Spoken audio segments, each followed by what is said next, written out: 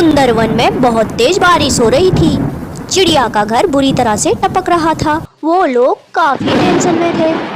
टिंकू जी, मुझे लगता है आज की बारिश में हमारा घर नहीं बचने वाला। हमें अब किसी सुरक्षित स्थान पे जाना ही पड़ेगा। हाँ टीना, तुम ठीक कहती हो। मैं जीनू को लेकर जाता हूँ और उसे किसी ऊंचे पेड़ पर बिठाकर फिर तुम लोगों को लेने आता हूँ। तब तक तुम अपने अंडे की देखभाल करो। चलो जीनू। टिंकू अपनी बेटी जीनू को किसी ऊंची सुरक्षित जगह पे बिठाने जाता है। बारिश काफी तेज हो चुकी थी। अभी उसे अपनी पत्नी और अंडे को भी लाना था। इधर बारिश तेज होने के कारण नदी में बाढ़ आ जाती है और चिड़िया का घर टूट के नदी में बह जाता है। चिड़िया अपने अंडे सहित बह जाती है। काफी ढूंढने के बाद भी चिड़िया नहीं मिलती है।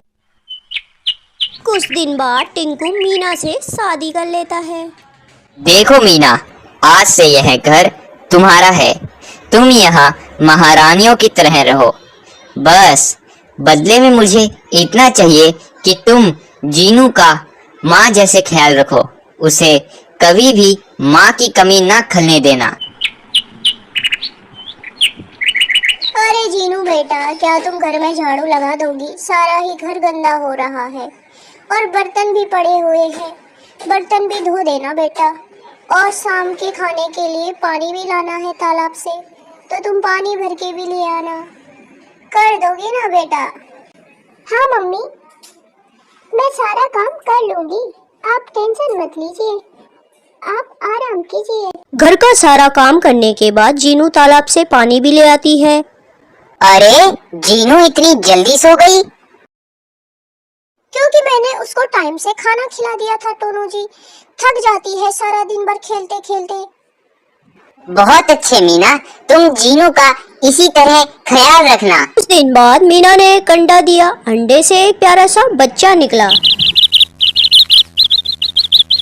अरे मेरा प्यारा बच्चा खाना खाएगा मेरा बाबू।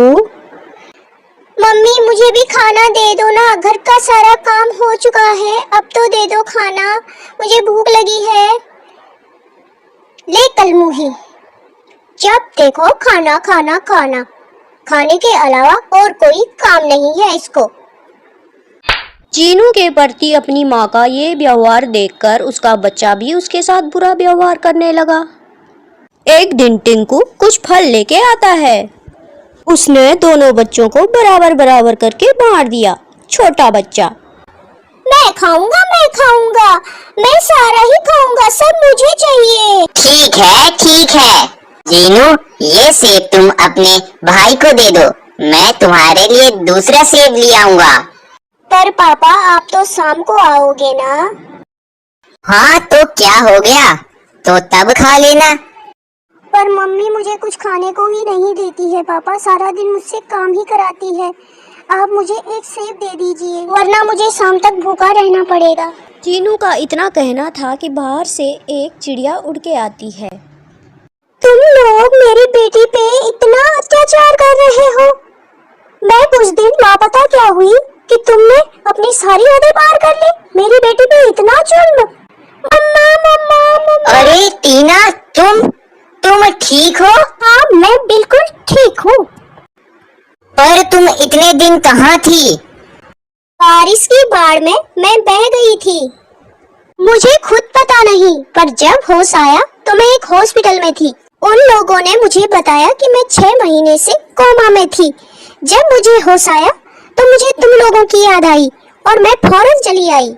पर यहाँ आकर ये मैं क्या देख रही हूँ टिंकू जी? आप तो अपनी बेटी का ख्याल रख सकते थे ना? टीना, मुझे कुछ भी पता नहीं है इस बारे में। आज जब जीनू ने मुझे यह बताया तो तब पता चला।